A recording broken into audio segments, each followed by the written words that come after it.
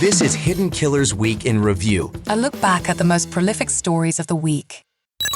This is the Hidden Killers podcast with Tony Brueski. Featuring defense attorney, Hidden Killers daily contributor, and host of the Defense Diaries podcast, Bob Motta.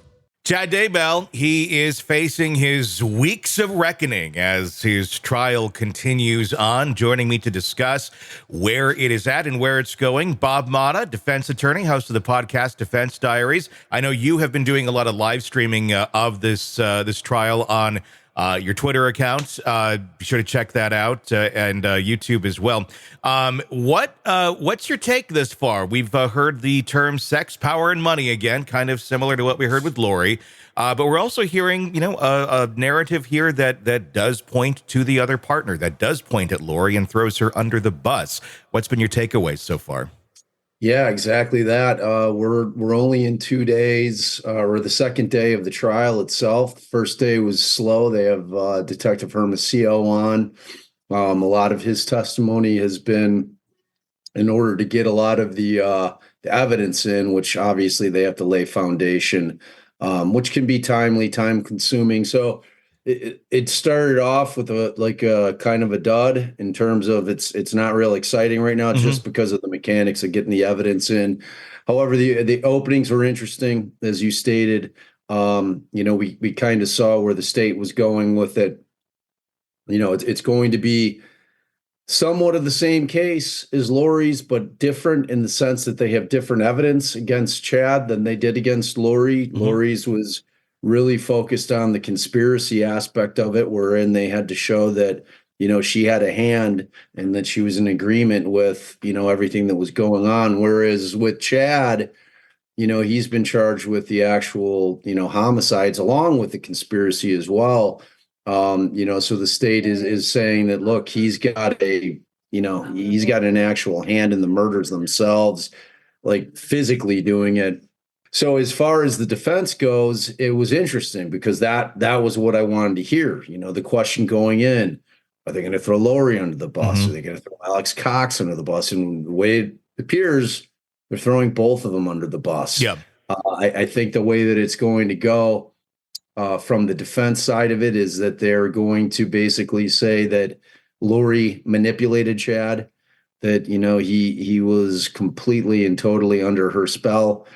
She was the puppet master, and that Alex was the henchman. He was doing all the dirty work, that Chad was just a stoofus, that was being completely manipulated by Lori, and he had no hand in any of the killings. That was Alex that was doing all that. He was the guy, and all of that was at the behest of Lori, not him. So that's what I anticipate the defense is going to be. How do you think that's going to go? I mean, I'm curious as to how Chad is not somehow involved or aware of any of these things. Just considering what we already know, what is he sitting at his house, just, watching Netflix while Alex Cox is out there killing people at the behest of Lori? And then, oh, hey, we're going to go on Hawaiian vacation today. Okay, great. Yeah. And we're going to bury the two beautiful little kids' bodies in your backyard. Yeah. So I think it's going to fail miserably. I think Chad's going to go down. It's like, in what world is anybody going to believe that, like you said, Chad's in Hawaii with Lori and the kids have been missing for weeks at that point, and like, who's going to think that Chad wasn't like, hey, well, what did you do with the kids? Did you leave them with your mom? No one's going to buy it. John Pryor, his attorney's going to play the hand that he's dealt. Yeah.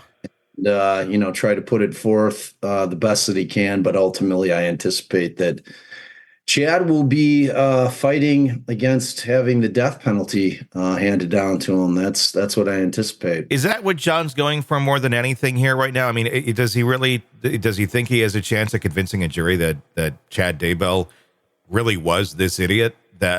He probably is an idiot, but an idiot to that level of just being utterly oblivious to what was going on around him? I think that, yeah. I think that at some point as a criminal defense attorney, and what all the facts are, what the evidence that's going to be coming in more than the public does. And he's got a way, look, I'm not getting a not guilty on this thing. So, does my focus then become to try to mitigate this as much as possible so that when the sentencing portion comes, that I'm able to spare his life, and those things may work towards helping mitigate that, where a jury's like, well, he clearly knew, he clearly had a hand in it, but we do believe that Lori was the one, kind of the Svengali that was running this show, and he was, just kind of there along the ride because he was so enamored with her that he just wasn't capable of being able to step back and say, whoa, what's going on here? What are you doing? This is insane. So we'll see how it plays out. I mean, I certainly would be trying to angle for sparing his life. Yeah. Even though my personal opinion is that life in prison is way worse. Life in a 6x8 box is way worse than the death penalty. Sure. Like if that was my fate, I think I'd probably prefer to be put down as opposed to living in a box. But that's me. Sure. Want to listen ad-free? Want advanced access to all of our interviews before anyone else?